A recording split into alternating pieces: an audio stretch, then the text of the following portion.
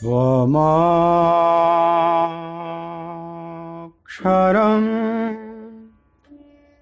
परमं वेदितव्यं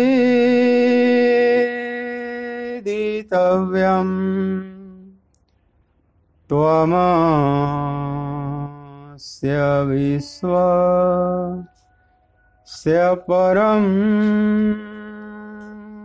निधानम् त्वमव्ययः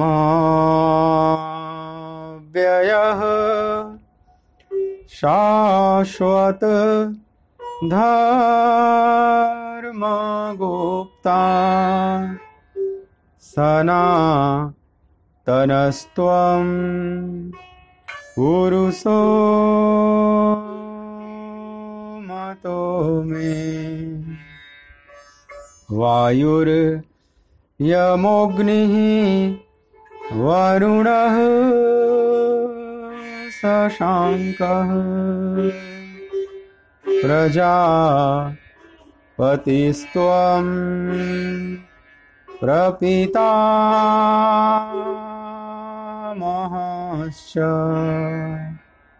नमो नमस्तेस्तु सहस्रकृत्वः पुनश्च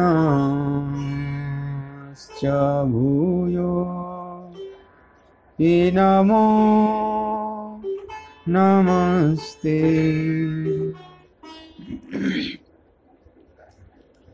बोलिए भक्तवत्सल भगवान की जय।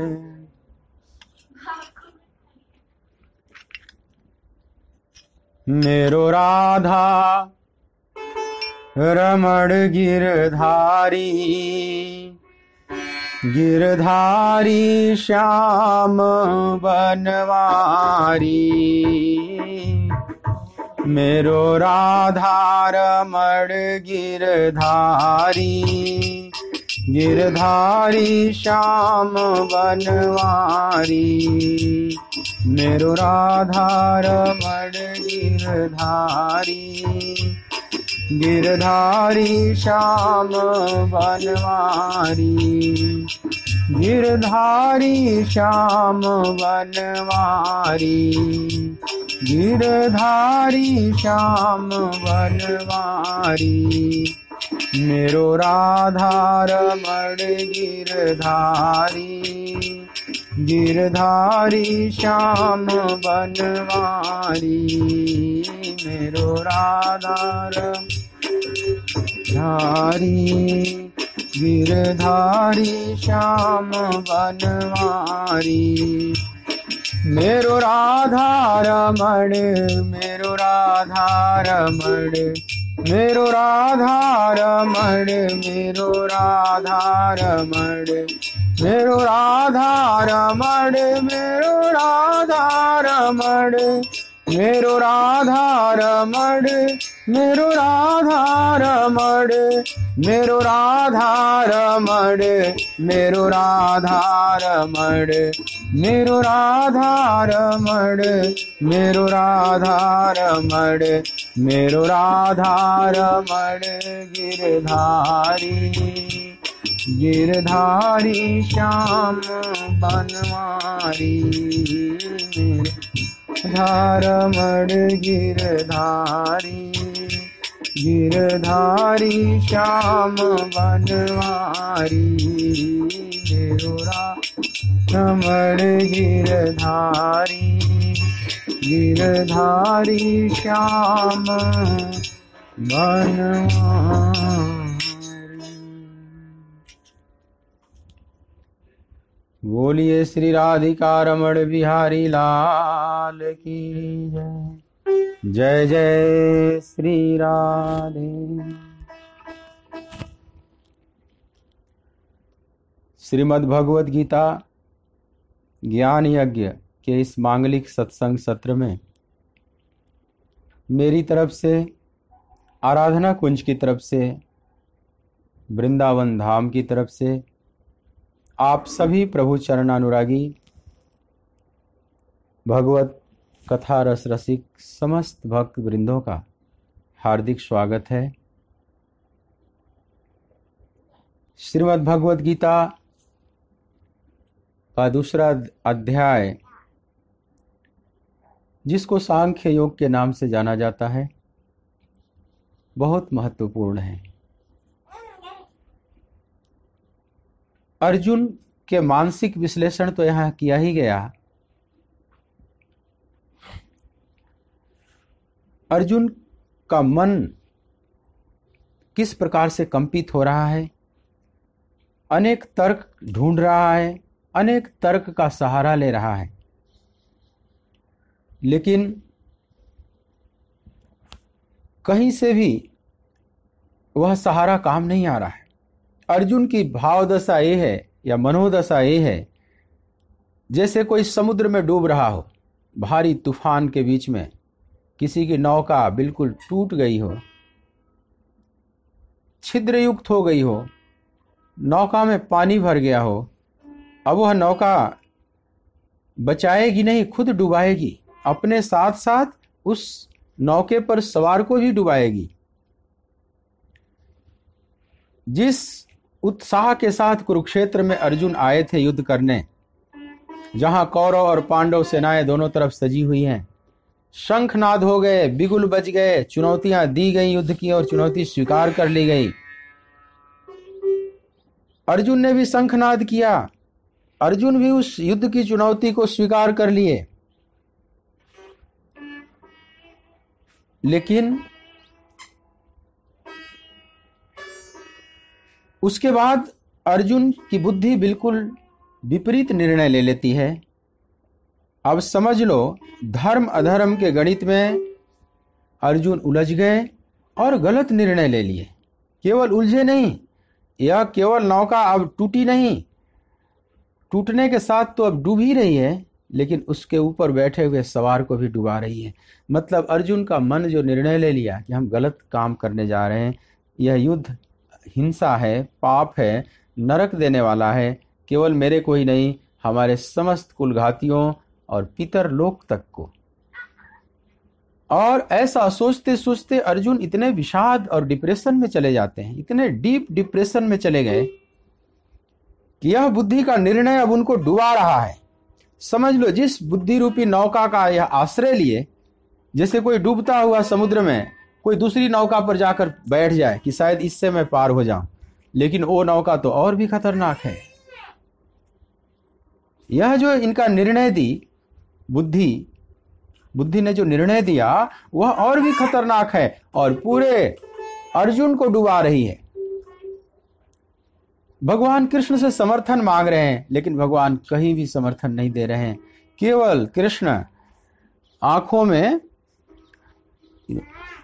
में शांत होकर, घुमा लो, आप इधर अटेंशन, तो आंखों में आंखें डालकर केवल देख रहे हैं कि अर्जुन को क्या हो गया। और अर्जुन इस विषाद में अत्यंत डूबे जा रहे हैं।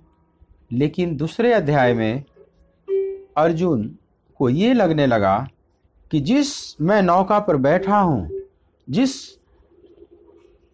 निर्णय को मैंने लिया है, यह मुझे तारने वाला नहीं, ये डुबाने वाला है। यह जो समझ आ गई अर्जुन को, ये भी बड़ी बात है।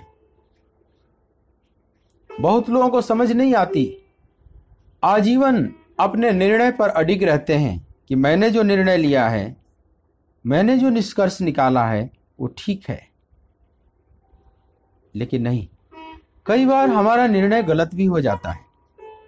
लेकिन जब समझ आवे किसी महापुरुष के सानिध्य में, या कभी हमारा विवेक और उज्जवल जागृत हो और दिखाई पड़ने लगे कि मेरा जो निर्णय है वो गलत है, यह मेरा उद्धार नहीं कराने वाला है, यह और मुझे डुबाने वाला है, तो जो बुद्धिमान व्यक्ति है उसको अपने निर्णय को बदलना भी चाहिए।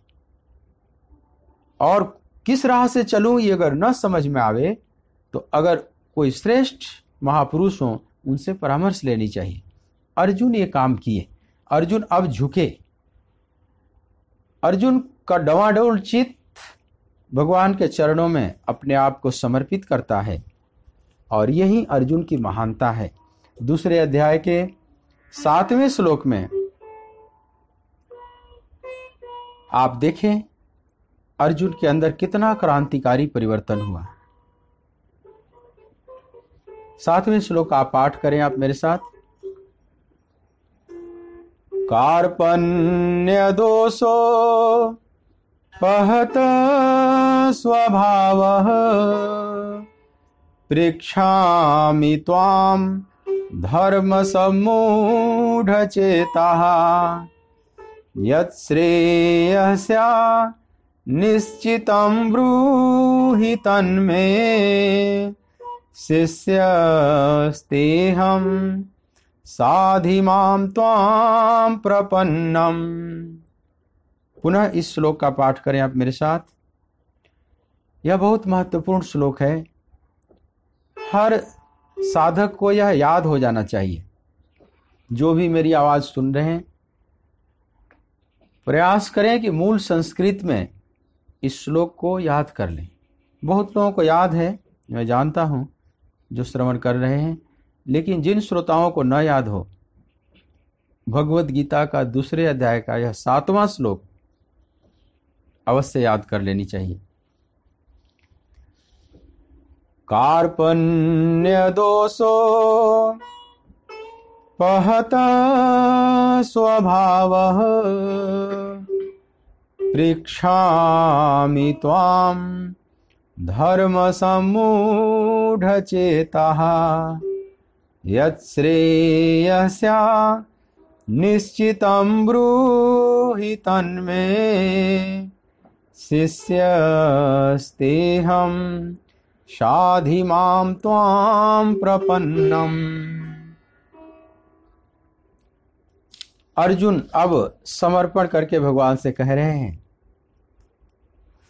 हे गोविंद, कायरता रूप दोष से उपहत हुए स्वभाव वाला तथा धर्म के विषय में मोहित चित्त हुआ मैं आपसे पूछता हूं कि जो साधन निश्चित कल्याणकारक हो वह मेरे लिए कहिए, क्योंकि मैं आपका शिष्य हूं, इसलिए आपके शरण हुए मुझको शिक्षा दीजिए।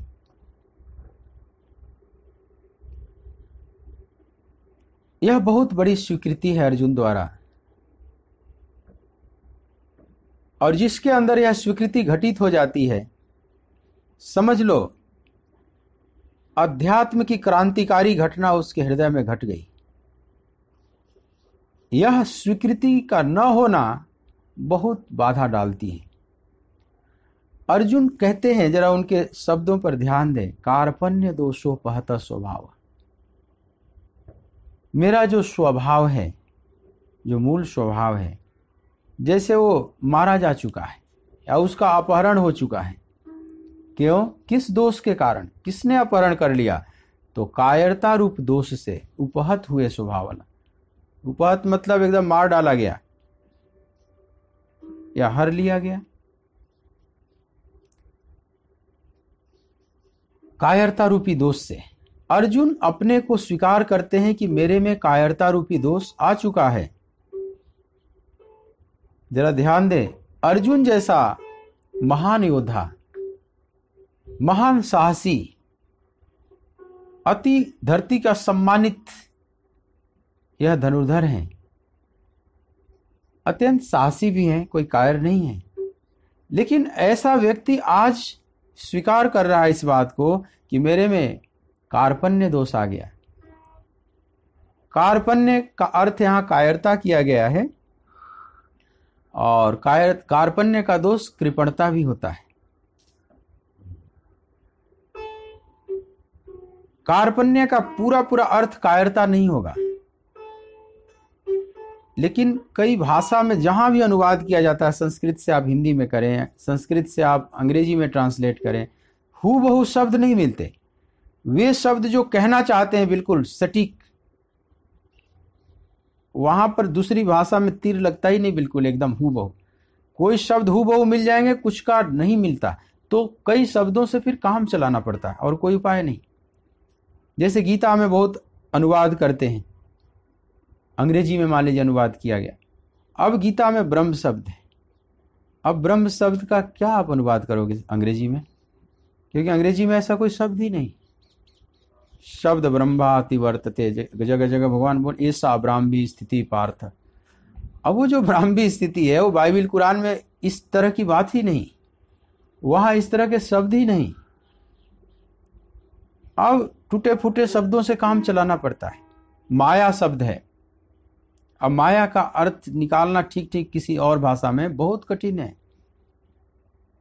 इल्यूजन वगैरह हम बोल देते हैं अंग्रेजी में, लेकिन पूरा सटीक नहीं बैठता। जिस अर्थ में माया शब्द का प्रयोग हमारे ऋषियों ने किया है, ये बहुत गहरा शब्द है, बड़ा वैज्ञानिक है। अब किसी भाषा में इसको अनुवादित करना, हिंदी में तो सीधा सीधा संस्कृत का माया ले लिया गया उस शब्द को, लेकिन सारे भाषाओं में उसी शब्द को नहीं ले लेंगे। अब अंग्रेजी में माया को होता है माया ही लिखो, फिर माया को समझाना पड़ेगा माया क्या है, और उसका ठीक ठीक उस भाषा में शब्द खोजे तो नहीं है। इसलिए किसी चीज का अनुवाद कितना भी किया जाए एकदम 100% नहीं उतारा जा सकता। अब यहां जो कार्पण्य शब्द अर्जुन प्रयोग कर रहे हैं अपने बारे में कि कार्पण्य दोषो उपहत स्वभाव, मेरा स्वभाव उपहत माने एक तरह से मारा जा चुका है, लेकिन मारा जा चुका है भी नहीं कह सकते, क्योंकि ये स्वभाव फिर से लौट कर आएगा। मूल स्वभाव अर्जुन का फिर लौट कर आ जाएगा जब गीता का ज्ञान पूरा सुनेंगे भगवान से। अगर वो मर चुका होता स्वभाव, बिल्कुल उपहत का अर्थ किया जाए कि वो मर चुका, हालांकि यहाँ अनुवादक ने उपहत ही लिख दिया है, उस शब्द को छेड़छाड़ नहीं किए, दोष से उपहत हुए, यद्यपि उपहत बहुत कठिन शब्द है, हिंदी अनुवाद में उपहत नहीं होना चाहिए। आप जितने सुन रहे हो उपहत शब्द तुम नहीं प्रयोग करते, कभी न कभी सुनते हो। अनुवाद करता वहां बच गए, सीधा सीधा संस्कृत का शब्द रख दिए, जो कि क्लिष्टता उतनी ही बनी रही। लेकिन आप संस्कृत कोश में देखेंगे तो उपहत का मतलब मार डाला गया, यह भी एक है। लेकिन अगर स्वभाव मर चुका होता तो मरा हुआ तो फिर जिंदा नहीं होता, लेकिन अर्जुन का पुनः अपना मूल स्वभाव लौट आएगा। इसका मतलब उपहत का अर्थ केवल मार डाला गया, बिल्कुल ऐसा नहीं हो सकता। उपहत का मतलब समझ लो स्वभाव का हरण हो चुका है, या वो मेरा मूल स्वभाव ढक गया है, एक तरह से करीब करीब वो मरा ही जैसा हो गया है। हत नहीं हुआ है, लेकिन उपहत, हत से थोड़ा हल्का। जैसे रेगिस्तान में कोई नदी जा रही है और रेगिस्तान के उस रेत में खो गई, तो क्या कहेंगे कि नदी मर गई। अब नदी तो दिखाई नहीं पड़ रही, जल का कोई प्रवाह नहीं दिखाई पड़ रहा, उसमें आप स्नान नहीं कर सकते, पानी नहीं पी सकते, नदी तो खो गई रेगिस्तान में। तो क्या कहें कि नदी मर गई? मरी नहीं, उसका पूरा का पूरा पानी है, वो बस अब ऊपर प्रवाहित नहीं है, वो नीचे चला गया, पानी पूरा है। तो उपहत का अर्थ कुछ ऐसा समझे, वो नदी जिंदी है लेकिन फिर भी नदी नहीं है, अदृश्य है। सरस्वती नदी की तरह हो गई, अंदर चली गई। कई नदियां अंदर चली जाती हैं, सरस्वती पहले ऊपर बहती थी, लेकिन कालांतर में सरस्वती नीचे चली गई। और वैज्ञानिक प्रमाण है, अब तो यमुना नगर वगैरह में कुरुक्षेत्र के पास उसके मिले हैं, पूरा जल स्रोत भी मिला है, खुदाई भी हो रही है कई जगह से उसकी। जिस सरस्वती नदी का वर्णन है शास्त्रों में, महर्षि व्यास जहां बैठकर ये सब ग्रंथ लिखे, तो लोग पूछते हैं सरस्वती कहाँ है, तो अंडरग्राउंड हो गई। कालांतर में धरती पर अनेक नदियां कई बार नीचे हो जाती हैं, फिर ऊपर आ जाती हैं। कोई भूकंप आएगा, कोई बड़ी घटना घटेगी तो कई बार बाहर भी आ जाती है, नीचे का स्रोत बाहर भी आ जाता है, कई बार बाहर का स्रोत नीचे भी चला जाता है। ये तो पृथ्वी है, इस पर कुछ चलते ही रहता है, उपद्रव, इसमें कुल हलन चलन चलता ही रहता है। उसके अनुसार कभी प्रगट कभी अप्रगट एक खेल चलता है। तो रेगिस्तान में कभी कभी नदी खो जाती है, लेकिन नदी को ये नहीं कहा जा सकता कि ये नदी मर गई, डेड हो गई। ये सूखी नदी की तरह नहीं है। हरिद्वार ऋषिकेश में जाओगे, एक सूखी नदी है हरिद्वार में, या ऋषिकेश में जाओगे चंद्रभागा, सूखी है बिल्कुल, उसमें पानी नहीं है, केवल बरसात का पानी ही उसमें दिखाई पड़ता है, बाकी। लेकिन जो रेगिस्तान में नदी खो गई, वो सूखी नदी नहीं है, वो नदी पूरी की पूरी है, पानी पूरा है, बस ऊपर नहीं दिखाई पड़ रहा है। उसको उपहत कह सकते हो कि नदी ये उपहत हो गई, हत नहीं हुई, मरी नहीं, लेकिन करीब करीब अदृश्य हो गई, तो मरने जैसा कहा जा सकता है। तो अर्जुन जो कह रहे हैं कि कार्पण्य दोषो उपहत स्वभावः, कार्पण्य दोष के कारण, अब कार्पण्य का भी अर्थ कायरता एकदम मत ले लेना, समझ लो कायरता और कृपणता को मिश्रित कर दो तो एक जो नया भाव बनेगा, दोनों को मिश्रण कर लो। यह जो भाव हमारे में जगा, कृपणता किस अर्थ में, क्या कृपणता, किस बात की कृपणता? अर्जुन क्या कंजूस है? कृपण शब्द जो प्रयोग किया जाता है समाज में, वो किस लिए किया जाता है?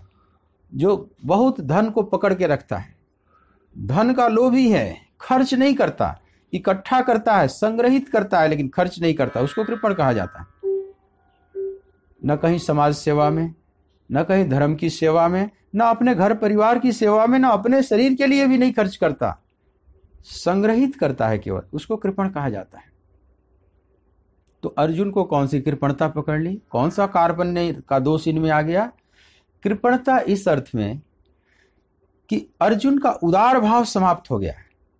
अब अर्जुन पूरी पृथ्वी को नहीं देख रहे हैं, पूरी मानवता को नहीं देख रहे हैं कि यह युद्ध जो मैं कर रहा हूं केवल अपने लिए नहीं कर रहा हूं, अब ये मानवता की रक्षा के लिए किया जा रहा है, क्योंकि यह युद्ध नहीं होगा तो आतताई और बढ़ते चले जाएंगे, धरती को नरक बना देंगे, ये धरती रहने लायक नहीं होगी।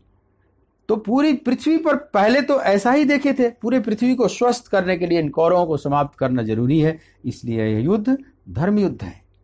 लेकिन वो दृष्टि खो गई, वो विस्तृत दृष्टि खो गई, इनकी दृष्टि संकुचित हो गई, केवल अपने परिवार पर आकर केंद्रित हो गई, और दिखाई पड़ने लगा कि दृष्टवेवम स्वजनम कृष्ण, हे कृष्ण मैं तो केवल स्वजनों को देख रहा हूं, अब पूरा जगत नहीं दिख रहा, पूरी मानवता नहीं दिख रही कि दुर्योधन का जिंदा रहना कितना खतरनाक है, दुर्योधन का मरना बहुत जरूरी है। और अर्जुन कहते हैं कि याने व हत्वा न जिजीविषाम तेव स्थिता प्रमुखे धार्तराष्ट्र, इन धृतराष्ट्र पुत्रों को मारकर तो मैं जीना भी नहीं चाहता, ये मेरे सामने खड़े। ये जो संकुचित भाव आ गया, और धृतराष्ट्र पुत्र नहीं होते, मान लो किसी और राज्य के होते ये लोग, तुम्हारे सगे संबंधी नहीं होते, लेकिन आतताई होते, तो क्या तुम छोड़ते? अर्जुन से प्रश्न किया जाए कि मान लो ये धार्तराष्ट्र नहीं होते, कोई और होते, तुम्हारी वंश परंपरा में नहीं आते, किसी और परंपरा से आते, और इतने ही आतताई होते, तो क्या तुम छोड़ता? तुम्हारा जोश कितना बढ़ जाता। अनेक धर्म युद्ध अर्जुन ने किया है, और बड़े जोश से किया है, बड़े उत्साह से किया है।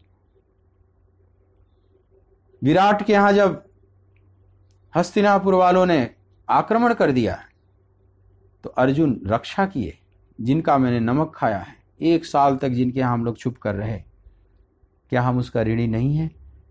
तो उस राज्य की रक्षा के लिए अर्जुन पूरे हस्तिनापुर की सेना से लड़ गए, ये भी तो धर्म युद्ध है।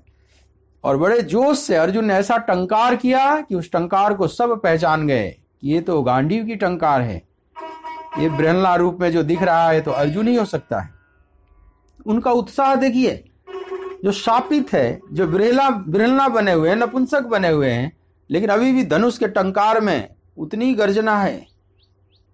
तो अनेक धर्म युद्ध अर्जुन ने किया है, मानवता की रक्षा में इनके शस्त्र अनेक बार उठे हैं। लेकिन आज क्या हो गया? आज ये हो गया कि ये धृतराष्ट्र पुत्र हैं, ये मेरे अपने हैं। जैसे ही अपना और मैं मेरा का भाव आता है, हृदय संकुचित हो जाता है, हृदय कमल जैसे बंद होने लगा। और बंद होने का, इसी को कृपण कहते हैं। कृपण का हृदय बंद होता है। कृपण खर्च नहीं करना चाहता, कृपण किसी मानवता पर या धर्म के नाम पर वो खर्च करना नहीं चाहता। वो सोचता है कि मैंने मर मर कर कमाया, मैंने खून पसीने एक करके कमाई की, मैं दूसरों पर खर्च क्यों करूं? इस तर्क के द्वारा अपने मन को समझा लेता है, ये इस पर मेरा अधिकार है, मैं दूसरों पर खर्च क्यों करूं? क्या कमाने के समय किसी ने साथ दिया था मेरा? और इस तर्क के साथ वो जीता है। लेकिन इस तर्क के साथ जीने में उसको कितना नुकसान है, वो इस बात को नहीं समझता। समाज में उसकी प्रतिष्ठा गिर जाती है, घर परिवार वाले ही उसको इज्जत नहीं देते और अपने शरीर पर भी खर्च नहीं करता, अपना शरीर भी बेकार करते चला जाता है, धर्म से दूर होता चला जाता है, उसका हृदय कठोर होता चला जाता है, करुणा का भाव समाप्त हो जाता है। कृपण व्यक्ति करुणावान नहीं हो सकता। कृपण और करुणा दोनों साथ साथ नहीं रह सकती। जहां करुणा का जन्म होगा कृपणता नष्ट हो जाएगी, उदार भाव का जन्म होगा। उदार भाव के साथ करुणा जन्म लेती है और कृपण भाव के साथ करुणा का जन्म नहीं होगा, कायरता का जन्म होगा, एक भगोड़ापन का जन्म होगा। तो अर्जुन में जो आ गया कार्पण्य का दोष, माने ये मेरे हैं, इनकी रक्षा होनी चाहिए, इनको नहीं मारना चाहिए, इनको मारकर तो मैं जीना भी नहीं चाहता, मुझ शस्त्र रहित को भी ये मार डालें शस्त्रधारी कौरव तो भी क्षमा कर दूंगा। यह जो संकीर्ण भाव आ गया अर्जुन के अंदर, इस संकीर्ण भाव को ही कार्पण्य दोष कहा जाता है। लेकिन धर्म युद्ध में कार्पण्य दोष नहीं होना चाहिए। धर्म युद्ध में उदार भाव होना चाहिए कि मैं मानवता की रक्षा के लिए, पृथ्वी को और सुंदर बनाने के लिए यह युद्ध कर रहा हूं, केवल अपने स्वार्थ के लिए नहीं। मैं बेशक इसमें मर जाऊं, इसलिए भगवान कहें हतो आप वा प्राप्त से स्वर्गम, मारे जाओ या जिंदा रहो, दोनों हाथों में लड्डू है। धर्म युद्ध करने वाला अब ये नहीं सोचता कि मैं मरूंगा कि जिंदा रहूंगा, लेकिन ये करना मेरा कर्तव्य है। इसको नहीं करूंगा तो मैं धर्म के रास्ते से विचलित हो जाऊंगा, मानवता समाज का बड़ा अहित होगा। तो पूरी मानवता को, पूरे इस ग्लोब को दृष्टि में रखकर वह युद्ध करता है तो वह उदार कहलाता है।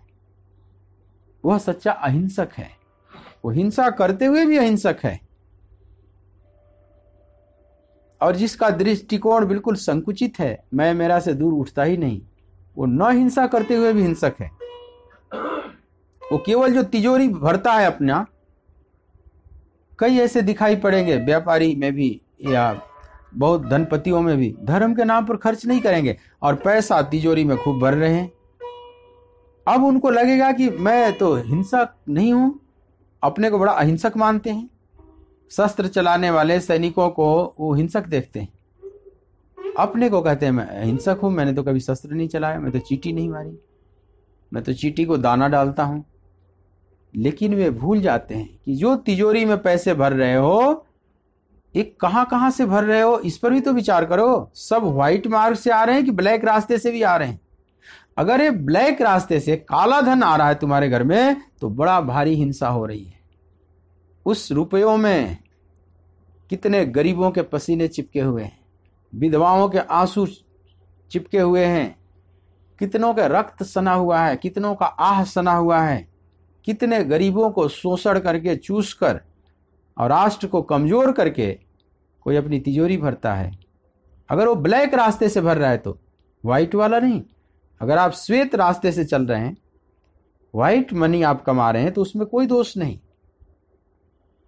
हाँ, दोष तब है जब जो भी व्हाइट रास्ते से भी कमा रहे हो और सब अपने पास रख रहे हो।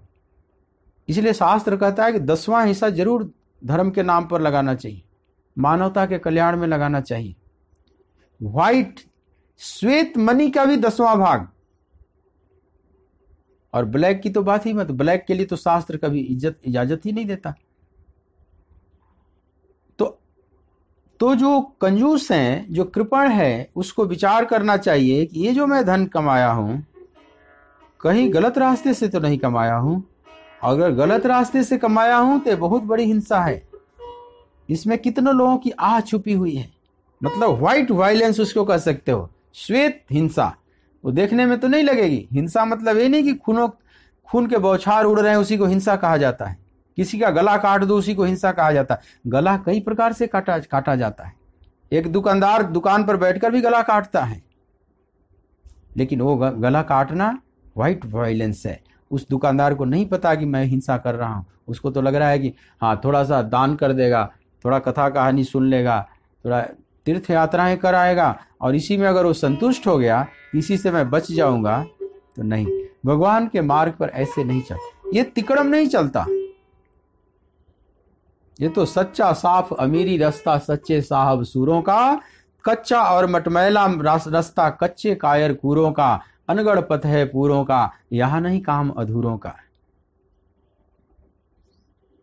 यहां ऐसे तिकड़म लगा के चलने वाले के लिए रास्ता नहीं है कि ब्लैक रास्ते से पैसा कमा लिया, रिश्वत ले लिया, सामान महंगा बेच दिया, झूठ साच बोलकर जैसे तैसे कमा लिया, तिजोरी भर लिया और सोच रहा है कि इसमें हम 10वां हिस्सा कहीं धर्म में लगा दें, हम पाप से मुक्त हो गए।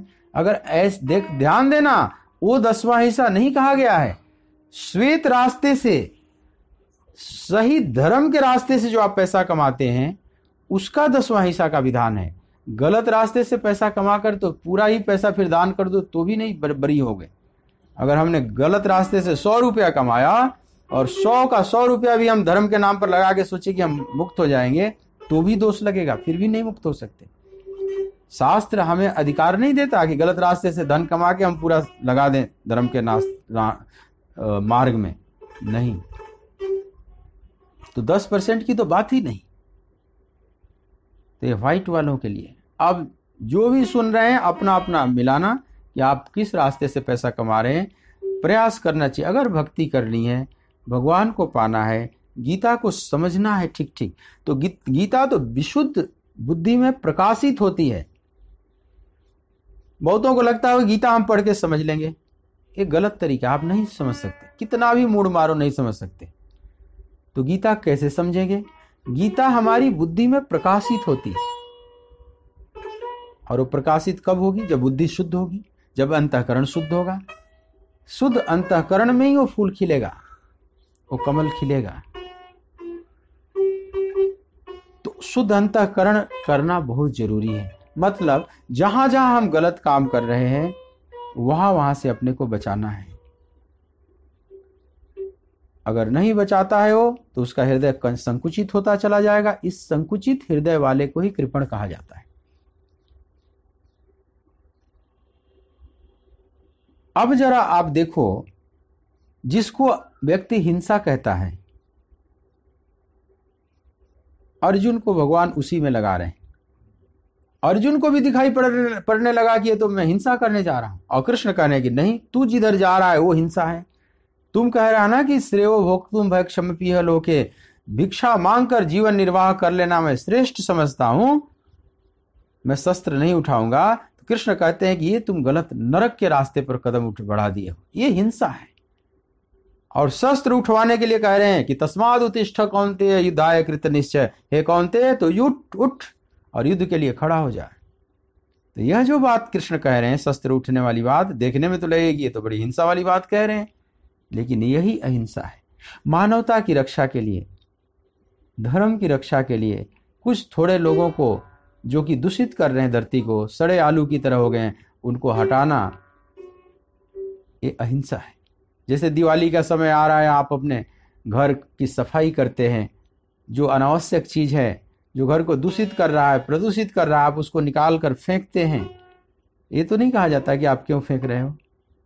आप अपने फ्रिज को साफ करते हो, उसमें जो खराब हो गई ये चीज उसको निकाल कर डस्टबिन में डालते हो। ऐसे ही इस धरती पर कुछ लोग एकदम खराब हो जाते हैं, उनको निकाल कर डस्टबिन में डाला जाता है, उनका अंत किया जाता है, उस चिन्ह को मिटाया जाता है। आत्मा तो कभी मिटती नहीं। दुर्योधन को मार दिया जाएगा तो मूल दुर्योधन जो है मूलतः वो तो वही रहेगा, उसको तो कोई मिटा नहीं सकता। हाँ, दुर्योधन नाम का एक नाम रूप जो मिला हुआ है वो छिन जाएगा, अब किसी और नाम रूप में प्रकट होगा।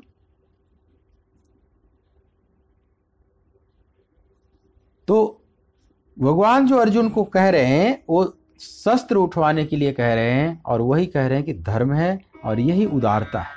लेकिन अर्जुन का यह उदार दृष्टिकोण खो जाने की वजह से, संकीर्ण दृष्टिकोण जन्म लेने के कारण यह कायरता का दोष आ गया। तो लेकिन बहुत अच्छी बात इसमें यह है कि इस बात को अर्जुन स्वयं स्वीकार कर रहे हैं, और यह स्वीकृति बहुत क्रांतिकारी है। सब में दोष आते हैं, हम सब कोई भी नहीं बचेगा इस दोष से। अध्यात्म का मार्ग ऐसा नहीं कि सीधे सपाट दौड़कर चले जाओ और मंजिल पर पहुंच जाओगे। रास्ते में अनेक खाई खड्ड आएंगे। धारा खांडे छुरों का, छुरस्य धारा निस्ता दुरत्या, दुर्गम पतस्तत कवयो बदंती। छुरे के धार पर चलने के समान तीक्ष्ण मार्ग है। तो केवल अर्जुन इन बीमारियों से ग्रसित नहीं हो रहे हैं, हम सब ग्रसित होते हैं इन बीमारियों से। लेकिन जो स्वीकार कर लिया ये दोष मेरे में आ गया, समझ लो अपना सेल्फ डायग्नोसिस कर लिया, अपना स्वयं परीक्षण कर लिया और उसको पता चल गया कि मेरे में कौन कौन सी बीमारी है, और इन बीमारियों को अर्जुन स्वीकार करते हैं कि कार्पण्य दोषो पहत स्वभावः, पृक्षामि त्वां धर्म सम्मूढचेताः, यत्श्रेयस्या निश्चितं ब्रूहि तन्मे, शिष्यस्तेहं साधि मां त्वां प्रपन्नम। कायरता रूप, कृपणता रूप दोष से उपहत हुए स्वभाव वाला तथा धर्म के विषय में मोहित चित्त हुआ, धर्म समुढ़ चेता। एक और शब्द का प्रयोग किया, कायरता रूपी दोष मेरे में आ गया है, मेरा मूल स्वभाव जैसे नष्ट प्राय लुप्त प्राय हो गया है। ये तो स्वीकार कर ही रहे हैं अर्जुन, एक बात और स्वीकार कर रहे हैं, एक और दोष आ गया है, मूढ़ चेता, सम्मूढ़ चेता। खाली मूढ़ चेता नहीं, सम्मूढ़ चेता। ये बहुत बड़ी स्वीकृति है। और किसके विषय में अत्यंत सम्मूढ़ चेता? तो धर्म के विषय में। ये और भी बड़ी स्वीकृति है। मूढ़ता कई प्रकार के क्षेत्रों में आती है, कई चीज आप नहीं जान पा रहे हैं। संसार में भी बहुत सी विद्याएं हैं, बहुत सी चीजें हैं जहाँ कई बार मूढ़ता आ जाती है और बाद में हम स्वीकार करते हैं कि यहाँ मूढ़ता की वजह से इस बात को मैंने नहीं समझा। तो यहाँ तो मूढ़ की जगह सम्मूढ़ चेता, और उसमें भी धर्म के विषय में, धर्म सम्मूढ़ चेता। धर्म के विषय में जो मूढ़ता आ जाती है ये बहुत खतरनाक है। और क्षेत्रों में थोड़ी मूढ़ता चल भी जाएगी, बहुत नुकसानदायक नहीं है, लेकिन धर्म के विषय में अगर कोई मूढ़ हो जाए तो वह इतना खतरनाक हो जाता है कि इतना रक्त रंजित यह हुआ युग अथवा यह धरती हुई, आपको पता है किसके कारण से?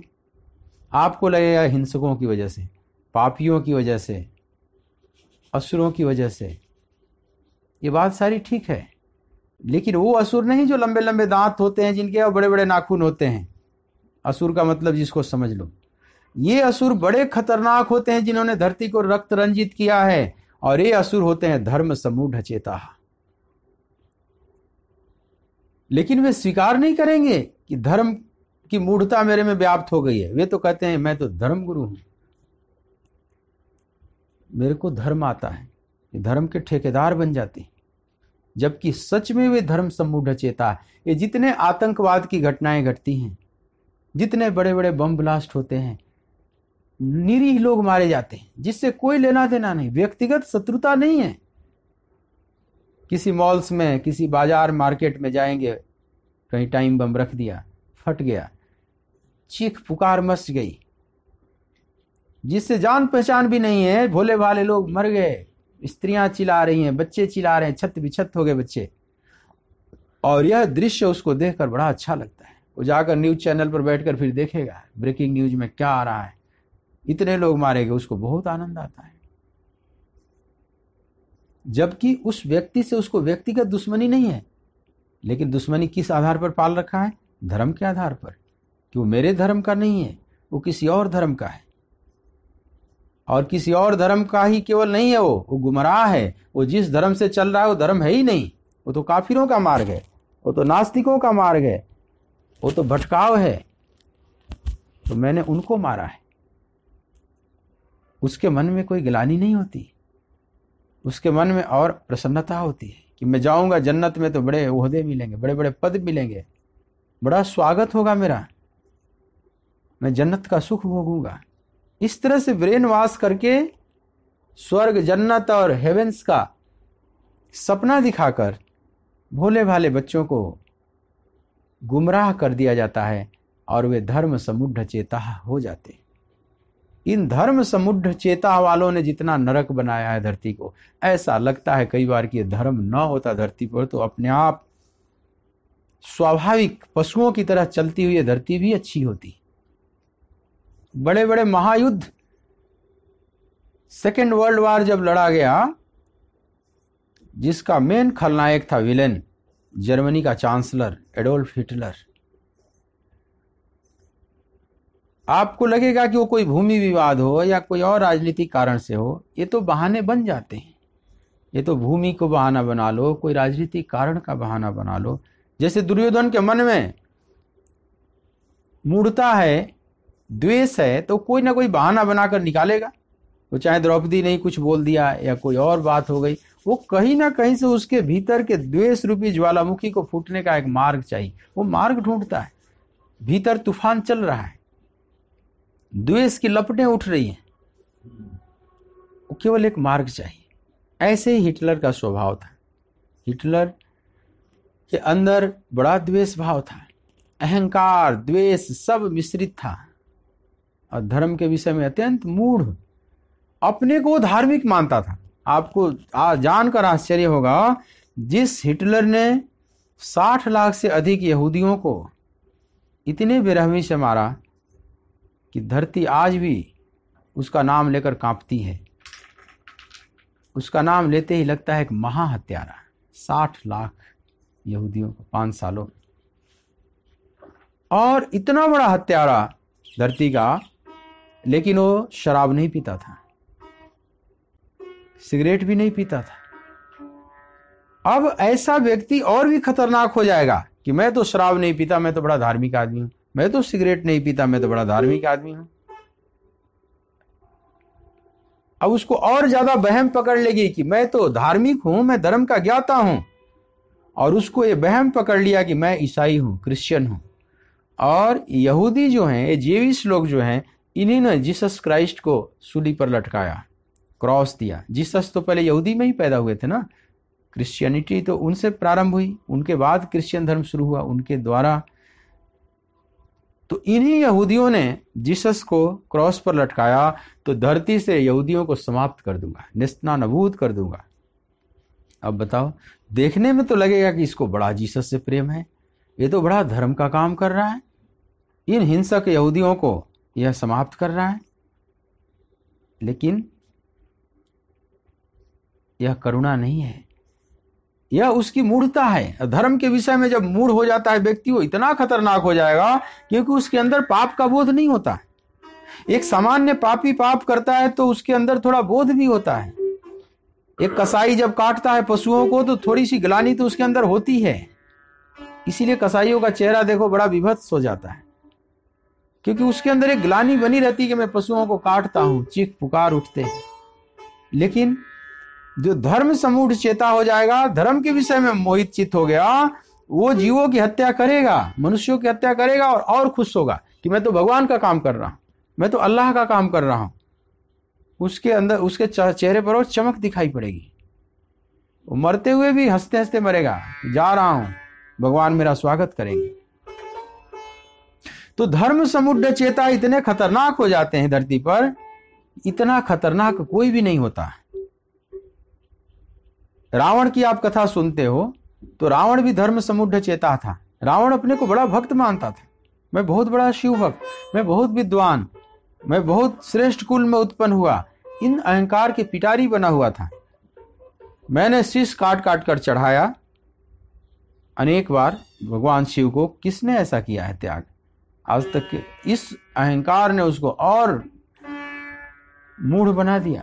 तो वो सोचता था कि मैं धर्म जानता हूं, लेकिन वो धर्म नहीं जानता, और ऐसा व्यक्ति बहुत खतरनाक हो जाएगा। एक साधारण मूढ़ इतना खतरनाक नहीं होता जितना धर्म के विषय में मूढ़ खतरनाक हो जाता है। मूढ़ का मतलब जो नहीं जानता लेकिन जानने का उसको भ्रम उत्पन्न हो गया है। नहीं जानता लेकिन जानने का उसको भ्रम हो गया है, अहंकार हो गया है। ये व्यक्ति बड़ा खतरनाक हो जाता है। और धर्म के विषय में तो अर्जुन कह रहे हैं कि मैं मूढ़ चित्त केवल नहीं हूं गोविंद, धर्म सम्मूढ़ चेता। धर्म के विषय में विशेष रूप से मैं मूढ़ चित्त हूं।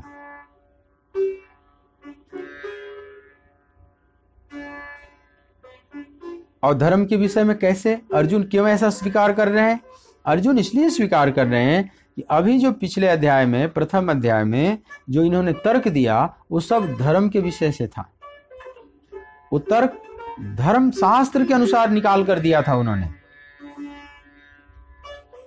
तो अर्जुन को अब याद आ रही है पीछे की बात कि मैं धर्मशास्त्रों का निकाल कर मंतव्य और कृष्ण के सामने रखा, ये मैंने गलत किया, मैं धर्मशास्त्र नहीं जानता। कुलक्षये प्रणश्यन्ति कुलधर्मा सनातनः धर्मे नष्टे कुलम कृत्स्नम अधर्मो विभवा। देखो कितने धर्म धर्म शब्द आ रहे हैं इसमें। अब इसी बात को अर्जुन स्वीकार कर रहे हैं, धर्म समुद्र चेता। मैं बहुत धर्म धर्म की बात किया था। कुलक्षये प्रणश्यन्ति कुलधर्मा सनातनः धर्मे नष्टे कुलम कृत्स्नम अधर्मो विभवात्युत। एक ही श्लोक में 3-3 4-4 बार धर्म शब्द आ रहा है। अधर्मा विभवात् कृष्ण प्रदुष्यन्ति कुल स्त्रियः स्त्रीषु दुष्टाशु वार्ष्णेय जायते वर्ण संकरः संकरो नरकायैव कुलघ्नानाम कुलस्य च पतन्ति पीतरो हेषां लुप्त पिंडोदक क्रिया। अब ये सब जो बातें कह रहे हैं ये सब धर्म की बात है। दोष रेते कुलघ्ना नाम वर्ण संकर कार के पतंती पीतर हो हेषां लुप्त पिंडोदक क्रिया। उत्सन्नकूल धर्माणाम मनुष्याणाम जनार्दनम नरकीय नेतम वावस भौतित्य अनुशुश्रुमा। और हमारा जो शाश्वत कुल धर्म जाति धर्म सब नष्ट भ्रष्ट हो जाएगा। उत्स्यादंते जाति धर्मा कुल धर्माश्च शाश्वता। फिर देखो धर्म धर्म कितने आ रहे हैं। उत्स्यादंते जाति धर्मा कुल धर्माश्च शाश्वता। ये सब शाश्वत सनातन जाति धर्म कुल धर्म, यही जान रखा था अर्जुन ने कि जाति धर्म कुल धर्म सब शाश्वत है। ऐसे ऐसे जातियां और कुल बुदबुदे की तरह इस ब्रह्मांड में उदित होते हैं और मिटते चले जाते हैं। जैसे कहीं फेन और बुदबुदा देखा होगा ना, बरसात के दिन में कहीं तेज धाराएं गिरती हैं और वहां बुदबुदे बनते हैं और फिर मिटते चले जाते हैं।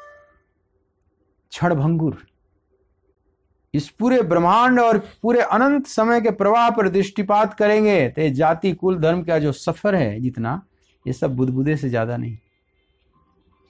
अथवा एक छोटे नदी की तरह, नदी का एक उद्गम हुआ जाकर नदी फिर खो जाती है। और इसको कहते हैं कि कुल धर्मास जाति धर्मास च शाश्वता। लेकिन भगवान ने समर्थन नहीं जब किया, भगवान ने जब फटकार लगाई, तब अर्जुन को लगने लगा कि मैं बेकार धर्म की दुहाई दे रहा था, धर्मशास्त्रों को खोल खोल कर रख रहा था। किसके सामने मैं खोल कर रख रहा था? अब अर्जुन को शायद शर्म भी आने लगी होगी, जो धर्म स्वरूप है। ये ऐसे ही हुआ जैसे सूरज को देखने के लिए तुमने दिया जला दिया, या सूरज के सामने ही तुम दिया जलाकर कुछ ढूंढ रहे हो। भगवान कृष्ण रूपी सूर्य के सामने वहां दिया नहीं जलानी चाहिए। सूर्य का प्रकाश ही पर्याप्त है। और ये जो छोटे मोटे दिए जलाते हो ये भी सूरज का ही है। सारे दिए, मैंने एक बार बात की थी आपसे, सूरज का ही अंश है। चाहे तो घी का दिया जला लो, ये घी दूध से आई, दूध गाय से आया, गाय के थन में जब घास खाई तो वह दूध बना, और वो घास में कहाँ से ऊर्जा आई? तो सूरज को पिया है। तो वही सूरज घास में आया, गाय में आया, दूध में आया, घी में आया, और फिर तुम्हारे दिए बत्ती में आकर फिर प्रकाश रूप में निकल रहा है। तो सूरज भी हंसता होगा कि जो दिया तुम मुझे अर्पित कर रहे हो, ये दिया मेरा ही है, ये तुम्हारा नहीं है। और जब मैं स्वयं प्रकट हूं, ऐ मानव, जब मैं स्वयं प्रकट हूं तो फिर मुझे दिया क्यों दिखा रहे हो? क्या सूरज को आरती कोई करता है? सूरज कह रहे हैं कि जब मैं छुप जाऊं, मैं ओझल हो जाऊं तुम्हारी दृष्टि से, मैं मिटता तो कभी नहीं, लेकिन जब मैं तुम्हारी दृष्टि से ओझल हो जाऊं तो मेरा दिया हुआ है दिया तुम जलाओ, इस दिए में मेरा ही प्रकाश है। चाहे तुम बैटरी टॉर्च जलाओ, उसमें भी वो प्रकाश ऊर्जा आई है, सब सूरज का ही है। चाहे तुम केरोसिन मिट्टी तेल का जाओ, पेट्रोलियम का जलाओ, ये सब पेट्रोलियम कार्बोहाइड्रेट्स हैं, ये सब कार्बन हाइड्रोजन है, और ये सब सूरज की किरणों को पिया है वृक्षों ने, फिर धराशायी हो जाते हैं, कोयला बन जाता है, पेट्रोल बन जाता है, फिर आपके दिए में वो आ रहा है। कहीं से भी एक जुगनू अंधेरी रात में, अमावस की रात में एक टिमटिमाती हुई जुगनू जो घूम रही है, उसमें भी जो प्रकाश है वो सूरज का ही है। मतलब जो भी इस सौर मंडल में प्रकाश है केवल सूरज का है, बाकी सब प्रकाशहीन है। चंद्रमा भी चांदनी बिखेर रहा, वो सूरज का ही है, उसका नहीं है। इसलिए दिन में कैसा निस्तेज चंद्रमा दिखाई पड़ते हैं। तो जो भी है उनका है। तो मानो वे सूर्य कह रहे हैं कि तुम मुझे दिया क्यों दिखा रहे हो, अब मेरे आलोक में तुम दिया जलाओ भी मत, मेरा आलोक ही पर्याप्त है, जगमगा रहा है, उसमें तुम ढूंढो। जब मैं ओझल हो जाऊंगा तब मेरे ही दिए हुए दिए को जलाना। ऐसे ही भगवान मुस्कुरा रहे हैं अर्जुन की तरफ। थोड़ी मुस्कुराहट में व्यंग भी है कि देखो मेरा ही दिया हुआ ज्ञान, जितने धर्मशास्त्र हैं जिनकी ये दुहाई दे रहा है, ये सब मेरे एक अंश के अंश मात्र से प्रकाशित हैं, क्योंकि ये पूरा जगत ही एक अंशेन स्थितो जगत, ये पूरा जगत ही मेरे एक अंश मात्र से धारण किया हुआ है। और इस जगत में जो धर्मशास्त्र हैं उसमें थोड़ा बहुत प्रकाश जो दिख रहा है वो मेरा ही प्रकाश है ना। तो मानो भगवान कह रहे हैं कि मैं ही जब सामने खड़ा हूं, जब जीवंत सूर्य खड़ा है, जीवंत धर्मशास्त्र खड़ा है, तो तू किस धर्मशास्त्र की दुहाई दे रहा है पार्थ? तुम इतना मूढ़ कब से हो गया है? जब मैं स्वयं जीवंत धर्मशास्त्र खड़ा हूं, फिर तुझे शास्त्र का उदाहरण देने की जरूरत नहीं है।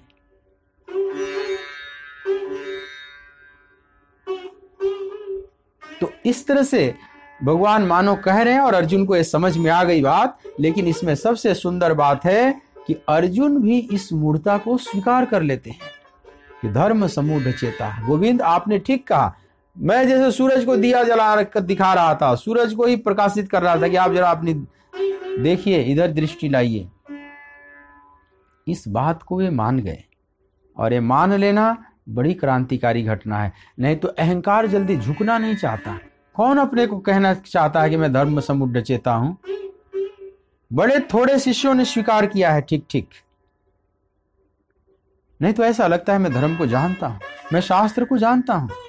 बड़े बड़े पंडित शास्त्रार्थ करते हैं, आपस में तर्क वितर्क करते हैं, बड़ी भयंकर करते हैं, अनेक शब्दों का तीर चलाने लगते हैं, आपस में कई बार वाद विवाद वितंडावाद शुरू हो जाता है।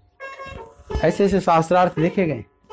सामान्य वार्ता शुरू हुई, फिर विवाद में परिणित हो गई, वितंडावाद, एकदम कोहराम मच गया, कोलाहल पूर्ण हो गया, मारपीट तक हो गया है, शास्त्रों के नाम पर युद्ध हो गए हैं। कोई अपनी मूर्खता को तो स्वीकार नहीं करता जल्दी, पर जिसने स्वीकार किया, यह स्वीकृति अध्यात्म की यात्रा का एक बहुत सहयोगी समझ लो अंग है। और अर्जुन जैसा महायोद्धा, अर्जुन जैसा महापंडित, अर्जुन बड़े विद्वान हैं, द्रोणाचार्य के गुरुकुल के नंबर 1 के शिष्य हैं, और साहसी भी बहुत ज्यादा हैं। लेकिन इतना बड़ा साहसी कहता है कि कार्पण्य दोष हो। मैं कायरता और कृपणता के दोष से, न जिसके जीवन में कृपणता थी कहीं न कायरता थी, लेकिन दोनों स्वीकार कर रहा है कि मैं कार्पण्य दोष से ग्रसित हो गया हूं गोविंद, और धर्म का ज्ञान अब लग रहा है मुझे कुछ नहीं है। पहले लगता था, अभी थोड़ी देर पहले लगता था कि मैं तो बहुत कुशाग्र बुद्धि का हूं, मैं तो सब शास्त्र जानता हूं, लेकिन उस शास्त्रों को बहा दिया जैसे नदी में। ये बहुत साहसिक कदम है। तो पृक्षामि त्वाम धर्म समुढ़ चेता, मैं महामूढ़, विशेष रूप से धर्म के रास्ते में, धर्म के विषय में अत्यंत मूढ़ चित्त, हे गोविंद आपसे पूछता हूं। कार्पण्य दोषो पहता स्वभावः पृक्षामि त्वाम धर्म सम्मूढ़ चेताः यत्श्रेयः स्यात् निश्चितं ब्रूहि तन्मे शिष्यस्तेहं शाधि मां त्वां प्रपन्नम। देखो इस श्लोक के सौंदर्य को जरा देखिए, इसमें 4 लाइन है,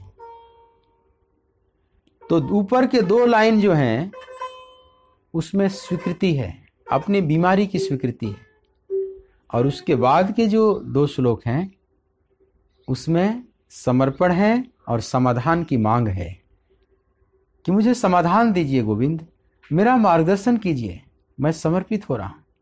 स्वीकृति के साथ साथ समाधान और समर्पण, स्वीकृति के साथ समर्पण और समाधान की मांग, ये दोनों। केवल ये नहीं कि मैं मूढ़ हूं, स्वीकार कर लिया, अब ये भी लगे हाथे बताओ कि अब मुझे क्या करना है। ये सही जिज्ञासु का लक्षण है। स्वीकार कर लिया कि मैं कुछ नहीं जानता, या जो मैं पीछे बात किया हूं वो गलत है, सब मैं महाअज्ञानी और मूढ़ हूं, ये बहुत जरूरी है, लेकिन ये पर्याप्त नहीं। पर्याप्त तब है कि स्वीकृति के साथ दूसरा भाव भी प्रकट हो, एक प्रबल जिज्ञासा कि अब ये भी बता दो कि सच्चा मार्ग क्या है, यत् श्रेय,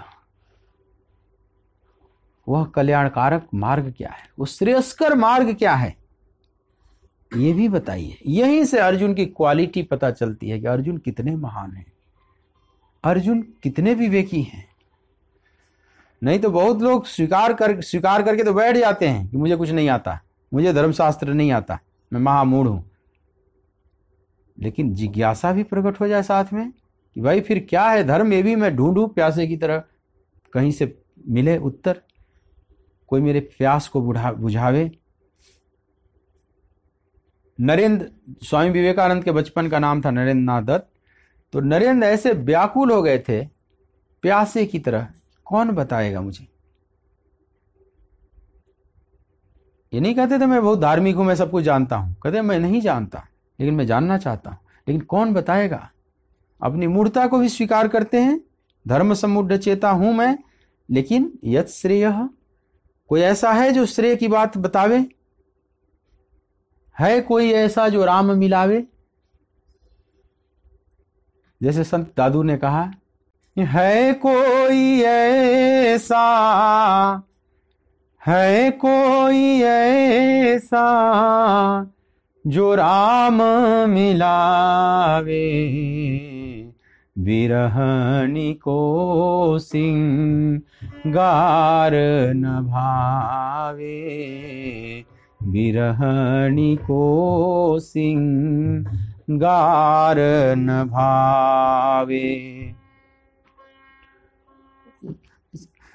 दादू ताहि न भावत आना, दादू ताहि न भावत आना, राम बिना भई, राम बिना भई मृतक समाना, बिरहनी को सिंगार न भावे, बिरहनी को सिंगार न भावे।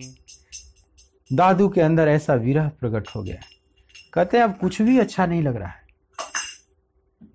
अपनी विरही अपनी अज्ञानता को स्वीकार करता है।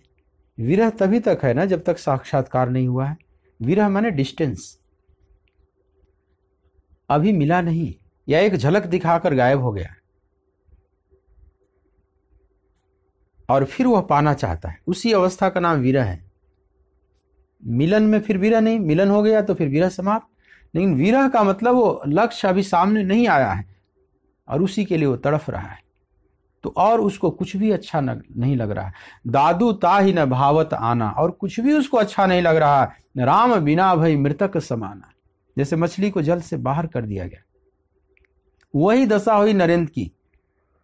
तड़फ रहे हैं कि कोई है यत् श्रेयः स्या निश्चितम ब्रूहि तन्मे, कोई है जो निश्चय करके कहे, जो दावे के साथ ताल ठोक कर कहे कि मैं तुम्हारा कल्याण कर सकता हूं और मेरे को कल्याण के रास्ते पर ले चले। बहुत मूड मारे। कोलकाता उस समय पश्चिमी और पूरब दोनों का संगम बना हुआ था। ब्रिटिश वहां पर अपना राजधानी बना रखे थे। बड़े बड़े विद्वान, दार्शनिक, फिलोसफर सब आते थे। धर्मांतरण करने भी आते थे वहां के धर्मगुरु, पोप वेटिकन सिटी से भी आते थे, भारत को ईसाई बना दो। और मूल अड्डा वहीं था, कलकत्ता। वहीं जड़ें जमाते थे। लेकिन वहीं पर एक ऐसा अंगूठा छाप महापुरुष प्रकट हो रहा था जो सारी जड़ें हिला देगा। और वो हिलाएगा, यहां तक नहीं, उनके देश में जाकर भी हिलाएगा। वो अपना शिष्य तैयार करेगा जो आकर यहां सब ईसाईकरण करने में लगे हुए हैं। उनको पता भी नहीं था कि इसी गंगा के तट पर थोड़ी दूरी पर एक ऐसा व्यक्तित्व प्रकट हो रहा है। और नरेंद्र को जैसे पता चला और जब चरणों में गए तो वही दशा हो गई जैसे अर्जुन की हो। अर्जुन जैसे समर्पण करते हैं और वहां भी हाथ जुड़ गए। यत् श्रेयस्या निश्चितम ब्रूहि तन्मे शिष्यस्तेहम साधिमाम त्वाम प्रपन्नम। कितनी सुंदर बात, कितनी सुंदर बात। इस श्लोक का जो 2 लाइन है नीचे का, इतनी सुंदर है कि एक शिष्य के लिए, एक जिज्ञासु के लिए, एक मुमुक्षु के लिए, एक क्यूरियोसिटी से भरे हुए चित्त के लिए इससे सुंदर बात और कुछ नहीं हो सकती। इसलिए मैं बार बार कहता हूं 7वां श्लोक आप याद कर लेना, संस्कृत में याद करना। मूल जिनको नहीं भी आती है वही ठोको, दिमाग उस पर लगाओ, याद हो जाएगी। 17 नंबर गीता जो है कोड, गीता प्रेस की गीता का कोड नंबर 17, जिसको श्रीमद् भगवद गीता पदच्छेद अन्वय साधारण भाषा टीका सहित कहते हैं। इस किताब को मंगा लो। कोरोना में नहीं निकल सकते हो तो अमेजोन से मंगा लो, ऑनलाइन मंगा लो। बहुत तरीका है आजकल आने के। और एक एक शब्द दाने की तरह खोल खोल और इसको याद कर ले। और जब कभी जी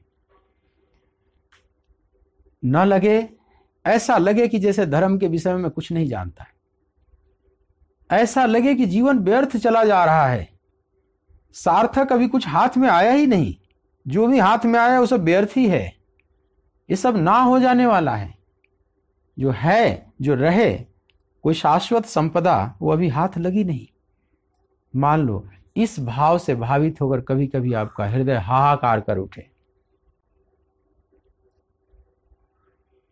अबलाओ नसानी, जैसे लगे कि अभी तक मैं नष्ट ही हुआ, जैसे तुलसीदास को लगा, लेकिन अब ना न सही हूं।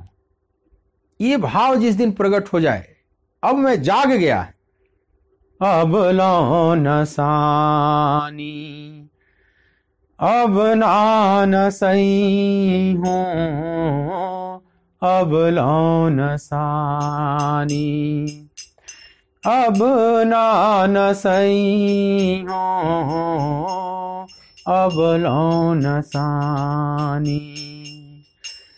राम कृपा भव निशासिरानी, राम कृपा भव निशासिरानी। जागत फिर ना डसई हूँ, अब लो नसानी, अब ना न सही हो, अब लो नसानी। बड़ी वेदना है इस विनय पत्रिका के इस पद में। गोस्वामी जी के चित्त की बड़ी वेदना है और ये वेदना बहुत सौभाग्य के द्वार को खोलने वाली है। बहुत थोड़े से सौभाग्यशाली लोग हैं इस धरती पर जिसके अंदर यह वेदना प्रकट हो जाती है। अबलाओ नसानी, अबना न सही। हे प्रभु, तुम्हारी कृपा से यह निशा अविद्या की रात्रि छट गई है, जागत फिर न डसई हूं।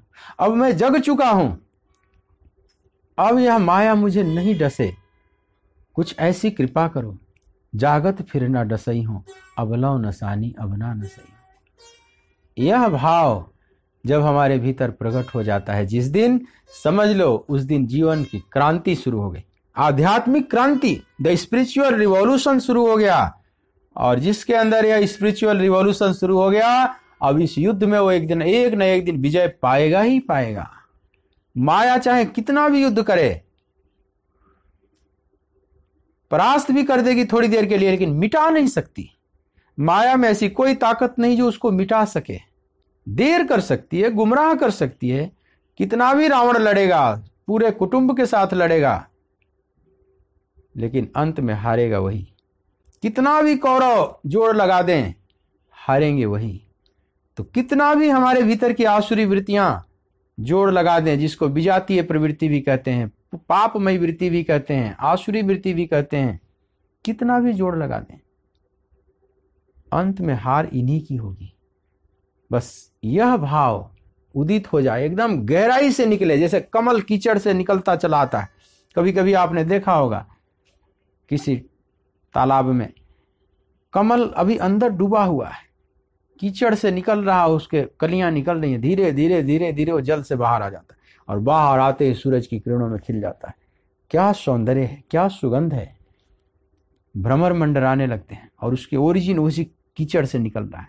कीचड़ टू कमल, जीवन की यात्रा क्या है? कीचड़ टू कमल।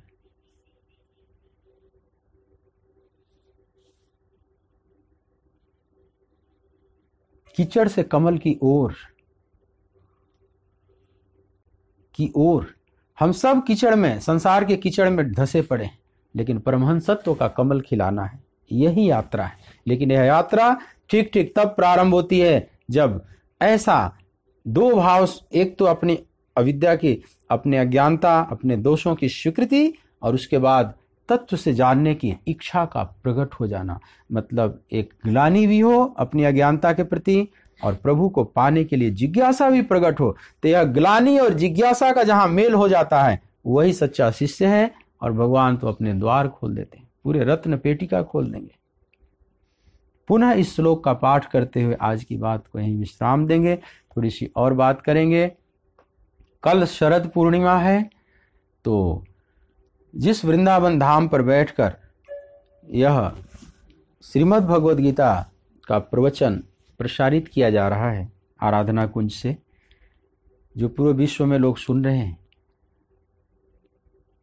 तो आपको जानना चाहिए कि यह गीता तो कुरुक्षेत्र में प्रकट हुई, लेकिन कुरुक्षेत्र के उस कृष्ण को जिस भूमि ने तैयार किया, यह यूं कहो कि वृंदावन को धन्य किया कृष्ण ने, और वृंदावन ने भी सेवा में बहुत सहयोग किया, जिससे के नाम पर वे वृंदावन बिहारी कहलाते हैं। विशेष रूप से जिनका नाम पड़ा वृंदावन बिहारी,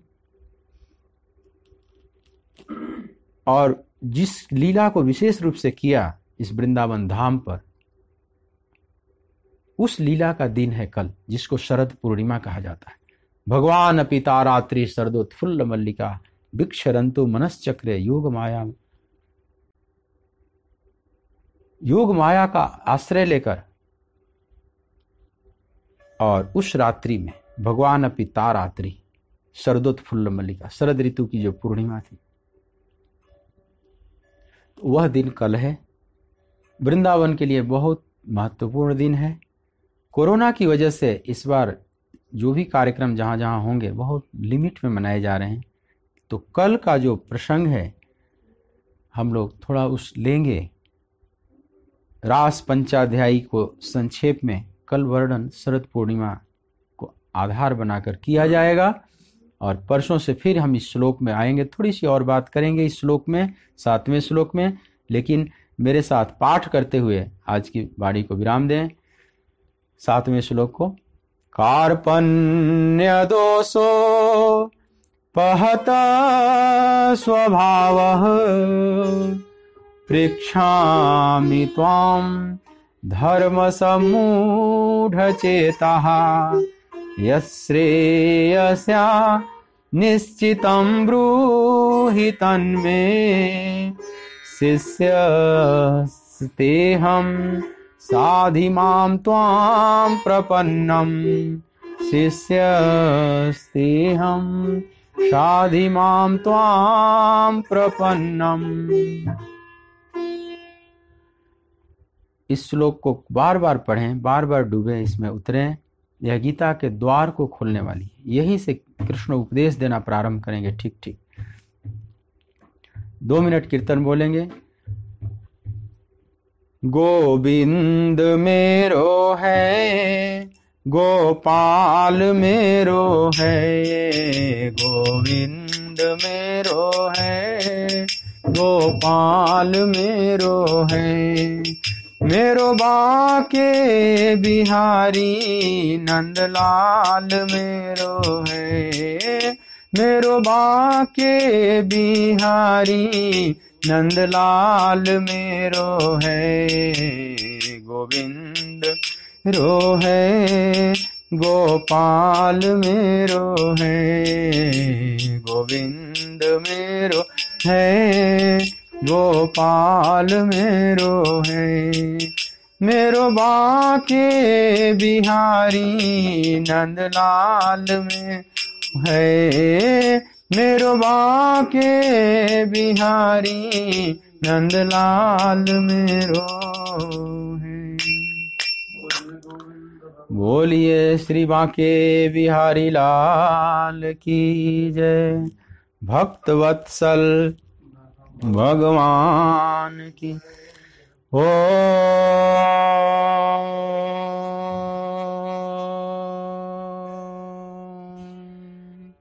नमः पार्वती पतये हर हर महादेव।